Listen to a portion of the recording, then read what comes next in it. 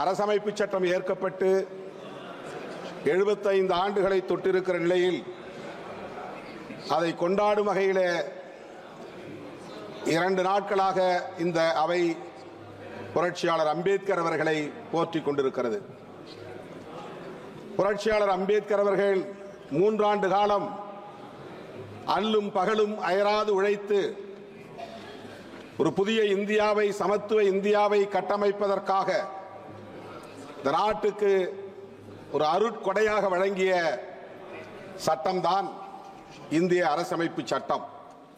இது வெறும் சட்டம் மட்டுமல்ல, புதிய இந்தியாவை கட்டமைப்பதற்கான கோட்பாடும் ஆகும். இந்திய அரசமைப்பு சட்டத்தின் முகப்புரை அதை விளக்குகிறது. இந்திய அரசமைப்பு சட்டத்தின் முகப்புரையில் நாம் எத்தகைய இந்தியாவை எதிர்காலத்தில் கட்டமைக்கப் போகிறோம் என்பதை உறுதிப்படுத்தி இருக்கிறார்கள். சோசலிசம், செக்யூலரிசம், புளூரலிசம் மற்றும் பெடரலிசம் என்கிற இந்த 4 கோட்பாடுகளும் இந்திய அரசமைப்பு சட்டத்தின் அடிப்படை கூறுகளாகும். அவை மட்டுமின்றி நீதி, சுதந்திரம், சமத்துவம், சகோதரத்துவம் ஆகிய 4ம் புதிய இந்தியாவை கட்டமைப்பதற்கான தூண்களாகும். இவற்றை பாதுகாப்பதுதான் இன்றைய சவாலாக நம் முன்னால் இருக்கிறது. இங்கே உரையாற்றிய மாண்புமிகு உறுப்பினர்கள் பலரும் புரட்சியாளர் அம்பேத்கர் அவர்களின் பெருமைகளை பேசுகிற அதே வேளையில் அவரை எதிர்த்தது, அவருக்கு துரோகம் செய்தது நீயா நானா என்கிற வகையில்தான் விவாதங்கள் அரங்கேறிக் கொண்டிருக்கின்றன. எந்த அளவுக்கு இந்த 75 ஆண்டு காலத்தில் அரசமைப்பு சட்டத்தை நடைமுறைப்படுத்தி இருக்கிறோம், வெற்றிகரமாக அவற்றை நடைமுறைப்படுத்தி புதிய இந்தியாவை கட்டி எழுப்பியிருக்கிறோம் என்பது குறித்து உரையாடல்கள் இல்லை என்பது வேதனை அளிக்கிறது. புரட்சியாளர் அம்பேத்கர் அவர்கள் இந்த அரசமைப்பு சட்டம் ஏற்கப்படுவதற்கு முதல் நாள் 1949 ஆண்டு நவம்பர் திங்கள் 25ஆம் நாள் அரசியல் நிர்ணய சபையில் ஆற்றிய உரை, இறுதி உரை வரலாற்று முக்கியத்துவம் வாய்ந்தது. 3 ஆண்டு காலம் அரும்பாடுபட்டு உழைத்து உருவாக்கிய அந்த அரசமைப்பு சட்டம் குறித்த கவலையை அவர் வெளிப்படுத்துகிறார். வருகிற 1950 ஜனவரி 26 அன்று இந்த தேசம் ஒரு குடியரசாகிவிடும். அது மகிழ்ச்சி அளிக்கிறது. ஆனால் இந்த தேசத்தின் எதிர்காலத்தை எண்ணி நான் வேதனைப்படுகிறேன். அரசியல் ஜனநாயகத்தை வென்றெடுத்து விட்டோம். ஆனால் சமூக ஜனநாயகம் கேள்விக்குறியாக இருக்கிறது. பொருளாதார ஜனநாயகம் கேள்விக்குறியாக இருக்கிறது. இவற்றையெல்லாம் எப்படி நாம் நடைமுறைப்படுத்த போகிறோம் என்கிற வேதனையை அந்த உரையிலே பதிவு செய்திருக்கிறார். சுதந்திரம் இல்லாமல் சமத்துவம், சகோதரத்துவம் இங்கே நடைமுறைக்கு வராது. சமத்துவம் இல்லாமல் சுதந்திரமும் சகோதரத்துவமும் இங்கே வெற்றிகரமாக இயங்காது. ஆகவே இவை ஒவ்வொன்றையும் தனித்தனியே பிரித்துவிட முடியாது.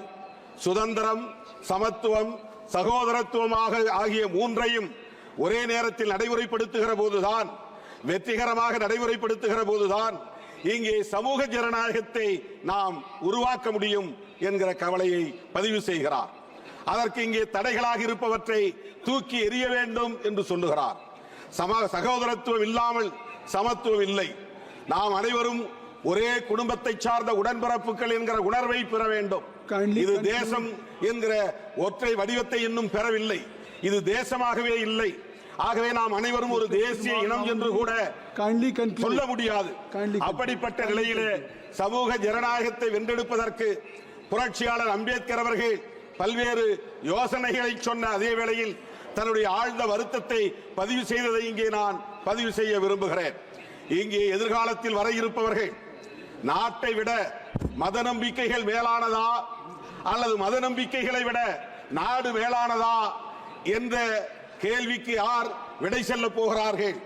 ஒருவேளை நாட்டை விட மத நம்பிக்கைகள் மேலானது என்று கருதினால் இந்த தேசம் மீண்டும் சுதந்திரத்தை இழக்க நேரிடும். இந்த தேசத்தின் சுதந்திரத்தை மீண்டும் நாம் வென்றெடுக்க முடியாத நிலை உருவாகிவிடும் என்ற கவலையை வெளிப்படுத்தி இருக்கிறார். 75 ஆண்டுகளுக்கு முன்னால் தீர்க்க தரிசனமாக அவரால் உணர முடிந்திருக்கிறது. மத நம்பிக்கை உள்ளவர்களின் கைகளில் ஆட்சி அதிகாரம் சிக்கிக் கொண்டால் நாட்டை விட மத நம்பிக்கைகளே மேலானது என்பதை அவர்கள் உறுதிப்படுத்தக்கூடிய நிலை உருவாகும் என்பதை இங்கே சொன்னார். புரட்சியாளர் அம்பேத்கர் சொன்னது இங்கே இப்போது நடைமுறையில் இருப்பதாகத்தான் நம்மால் உணர முடிகிறது. புரட்சியாளர் அம்பேத்கர் அவர்கள் வாழ்ந்த இடத்தை சர்வதேச நினைவகமாக மாற்றியிருக்கிறீர்கள். அவருடைய உடல் எரியூட்டப்பட்ட இடத்தை அங்கே 433 அடி உயர சிலையை நிறுவியிருக்கிறது உண்மைதான். அதை 26 திறக்கப் போகிறீர்கள். புரட்சியாளர் அம்பேத்கர் லண்டனில் வாழ்ந்த இடத்தை நினைவிடமாக மாற்றியிருக்கிறீர்கள். ஆனால் அவருடைய பெருமையை போற்றுகிற அதே வேளையில் அவர் உருவாக்கிய அரசமைப்பு சட்டத்தில் ஆன்மாவை தகர்க்கக்கூடிய ஜனநாயகத்தை தகர்க்கும். Already you have taken more than your time. Already you have taken more than your time. Please kindly conclude. Vijay Kumar Hasdak ji, please. Vijay Kumar. Sir, मैं बोलना आरंभ करता हूं और धन्यवाद देता हूं कि आपने मुझे कॉन्स्टिट्यूशन एडॉप्शन पे बोलने का मौका दिया। सर, इधर हूं। हो गई बात। और हो गई। I have already given more than 3 minutes more. Kindly conclude. Single minute. Kindly conclude. Sir, single minute. பொருளாதார அடிப்படையிலான இடஒதுக்கீட்டு முறையை இங்கே சட்டமாக்கி இருக்கிறீர்கள். இது அரசமைப்பு சட்டத்திற்கு எதிரான தாக்குதல். ஆனால் schedule cost, schedule tribes, OBC மக்களுக்கான இடஒதுக்கீட்டிற்கு சட்டம் இல்லை. कुमार हंसदा जी, श्री विजय कुमार जी, धन्यवाद।